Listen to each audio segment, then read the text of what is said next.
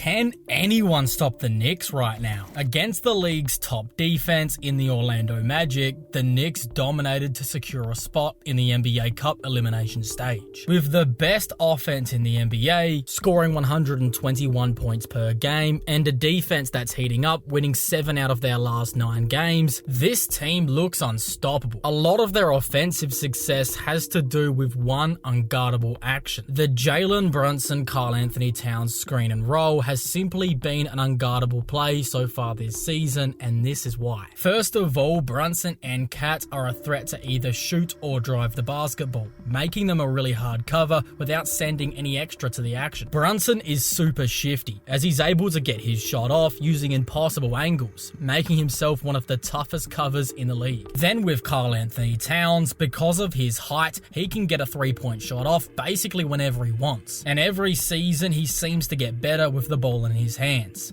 as he's been making some quick drives to the basket, as he's pretty hard to stop once he gets a full head of steam. Here, Cat comes over to set the screen on Dame, and because of the attention Jalen demands, Cat gets a driving lane, and even Giannis doesn't want to step in front of him. Here it's the same story, but with a different outcome, as 2 go to JB again, leaving Cat wide open, who this time knocks down the 27-footer. Here's a different look again, as Cat parks himself under the basket, and JB keeps his dribble alive like Steve Nash, to then find the big fella open for 2. The action is so versatile, as here both Pelicans go to JB, and Cat takes advantage of the space once more, getting all the way to the cup for 2. We see this time and time again, as teams have decided they're going to send 2 to JB, which constantly leaves Towns with plenty of daylight to do what he pleases. So you might be wondering, why don't they just play them honest? Well, this is why. As here, Charlotte stay man to man, and Cat just gives it to Jalen Brunson, who pulls the triple anyway. I mean, look at this footwork, as Brunson's able to get by 3 Heat defenders to score at the basket. Here's another example of what happens when you don't commit the double, as Cat gets the ball up top and hits the cutting Brunson with a beautiful pass, and JB finishes on the reverse. Then later in that same game, they make the Pistons pay again, as JB gets backdoor for 2 more. Another reason why this action is so dynamic is because of the underrated playmaking ability of Karl Anthony Towns, as he's proven to be a great connecting piece within a team's offense. Here off the inbound, Cat makes the smart read to give it back to JB, who curls for the mid-range hit. Here 2 go to JB again, but the Bucks recover, so Cat puts the ball on the floor and hits Brunson down low as they trade roles. They can run this play basically any way you like, as Cat's a good enough passer to find Brunson off ball, and of course when Brunson has the ball, he has no problems finding Cat. You can't go under these actions because they'll burn you from deep, and if you go over, both guys can get into the lane and finish with a mid-range jumper or get right to the basket. Karl Anthony Towns is having one of his most efficient seasons of his career, shooting 53% from the field and an impressive 45% from deep. A big part of this shooting success is coming from the extra space he's finding, especially within the Knicks' dynamic offensive sets. And it's not like he's being less aggressive, as he's actually taking more shots this year than last, attempting 17 shots per game compared to 15 last season in Minnesota. This increased usage has translated into a jump in production,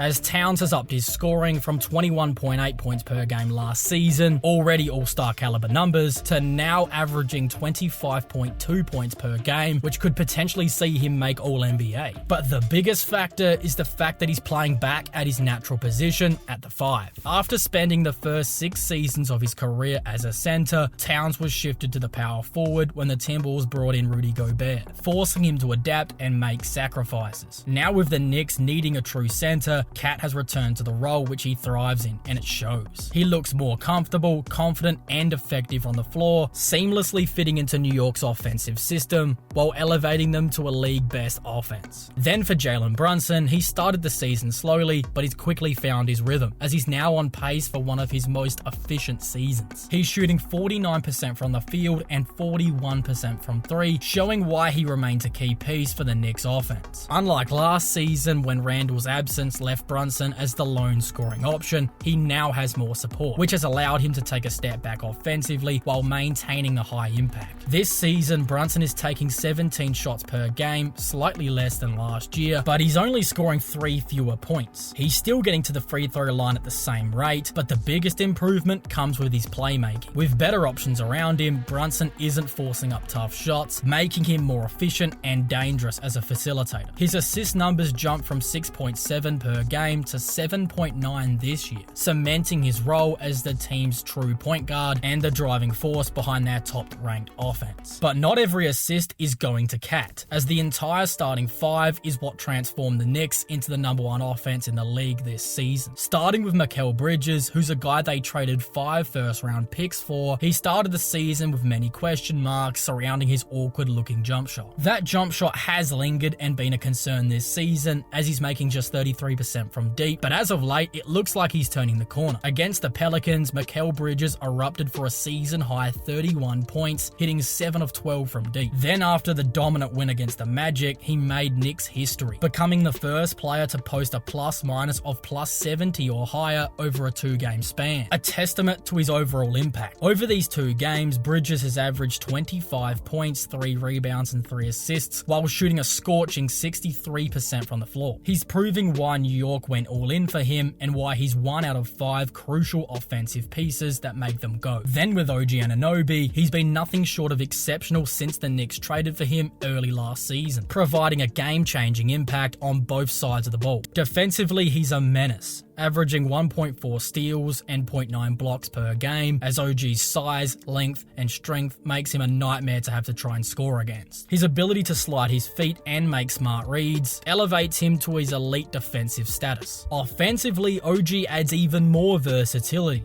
as he's hitting 37% on his threes this season and dropped a career-high 40 points against the Nuggets in Denver, going 5 of 7 from beyond the arc. But it's his ability to tack off the dribble that really makes him dangerous, as he's shown an ability to get to a mid-range jumper and even attack the basket. With all 5 Knicks starters capable of creating their own shot, as they all possess a live dribble, that's been a key factor in the entire team's success. Now with Josh Hart, he has been the glue guy for the Knicks, constantly delivering impactful performances. The latest game against the Magic was a classic Hart stat line, putting up 11 points, 13 rebounds, 10 assists, and 3 steals, giving the Knicks a little bit of everything. Hart's ability to push the pace in transition, finish at the rim, and play solid defense keeps his opponents on their toes. He's the team's wild card and often barometer, as when Hart's playing well, the Knicks are usually firing on all cylinders. This season, Hart has been averaging 13.9 points, 8.4 rebounds, and 5.5 assists, along with 1.4 steals per game, all while shooting an impressive 59% from the field and 38% from deep. While his on-off numbers are surprisingly bad, as the team is plus 3.2 points when he's off the floor,